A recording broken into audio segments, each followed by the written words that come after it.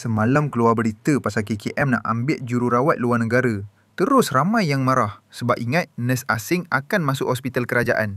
Tapi hakikatnya, belum ada satu pun permohonan yang sampai ke KKM.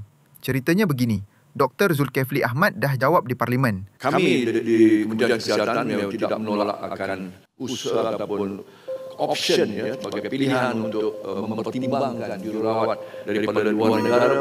KKM tak menolak kemungkinan ambil jururawat asing. Tak menolak tak semestinya kita boleh terima dengan mudah.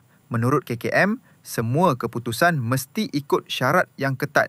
Pokoknya dan utamanya syaratnya tentu adalah memastikan bahawa dari sudut keupayaan dan clinical capability dan skill mereka itu kita yang paling mustahil adalah untuk kita pastikan bahawa standard keupayaan klinikal, kemahiran, standard keselamatan dan paling penting, kesesuaian budaya dan bahasa. Dan setakat semakan dengan KKM sendiri, belum ada satu pun permohonan rasmi diterima. Tapi cakap-cakap semua ini belum dapat saya lihat satu lagi permohonan yang formal. Sebenarnya ini bukan dasar, baru di peringkat perbincangan awal. Permohonan rasmi pun belum sampai ke KKM. Cuma pihak Konsulat Indonesia di Johor ada sebut mereka sedia nak hantar jururawat. Tapi projek rintis yang disebut ahli Parlimen Tebrau tu sebenarnya dibuat di hospital swasta, bukan hospital kerajaan. Dalam masa sama, graduan tempatan tetap jadi keutamaan.